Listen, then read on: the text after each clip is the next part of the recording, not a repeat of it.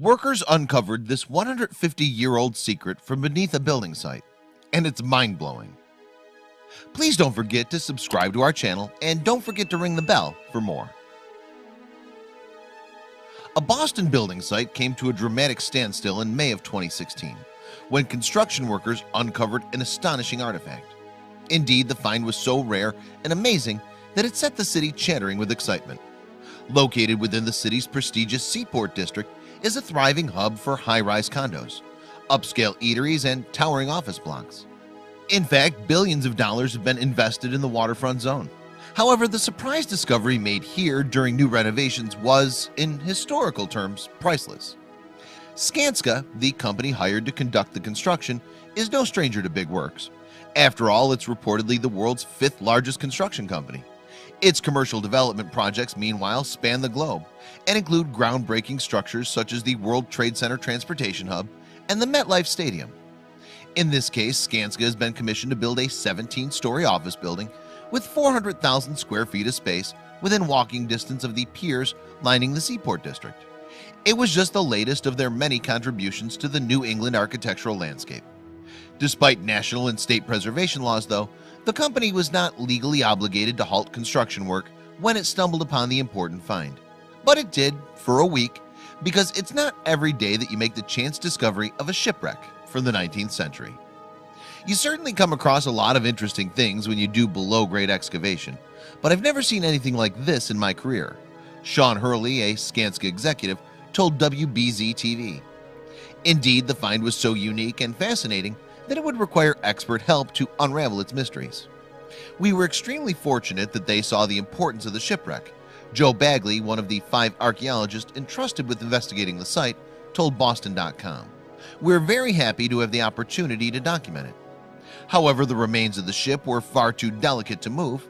With a limited window of opportunity, then, the archaeologists raced against the clock to learn everything they could before construction work was scheduled to recommence.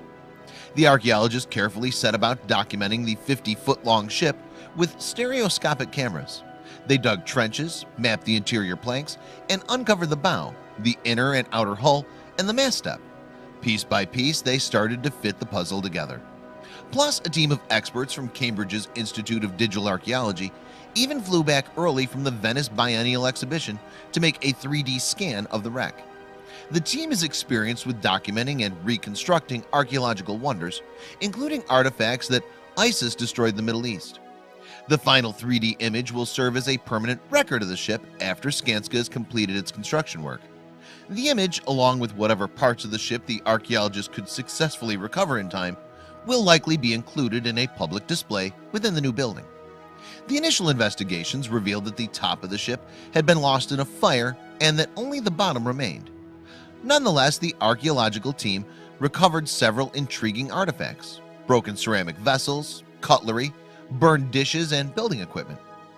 A collection of loose nails enabled the archaeologists to put a date on the ship. "It looks like it's a mid to late 19th century sloop," Bagley told The Guardian. But what had been the ship's purpose, and how had it ended up buried in Boston? The first major clue was the discovery of its abandoned cargo, barrels of lime. Since Roman times, lime has been used to mix concrete. In the 19th century, it was also used in the manufacturing of paper. Moreover, the discovery of a barrel lid marked Rockland hints that the ship may have sailed from Rockland, Maine, which was once home to a thriving lime industry. The barrels were probably meant for use in Boston's 19th century construction boom, but never made it to the shore. After all, the ship sunk in Boston Harbor's mudflats, then known as the Dorchester Flats. During the 1880s, the area was transformed into a landfill, which explains why the ship was discovered on land near a quarter of a mile from the water's edge. One possible explanation for the vessel's destruction is that it caught fire after its cargo of lime mixed with water to produce highly flammable acetylene. It's not known if the ship was deliberately run aground or whether it crashed into the flats by accident. Joe Bagley saw an interesting connection between the ship carrying building materials and being discovered more than a century later on a Boston building site. "They're really part of the same narrative of Boston growing as a city," he told the Associated Press. "The ship is not the first to be uncovered in Boston, and there are thought to be numerous wrecks under the harbor. To me, what it says is that history is everywhere in Boston. Sometimes we have to dig a little deeper to find it. Bagley told reporters. However, the ship is the first to have been found in that part of the city, and it's only the second to have been found on land. Plus, thanks to Bagley and his team and the generosity of Skanska, it's now been documented for all time.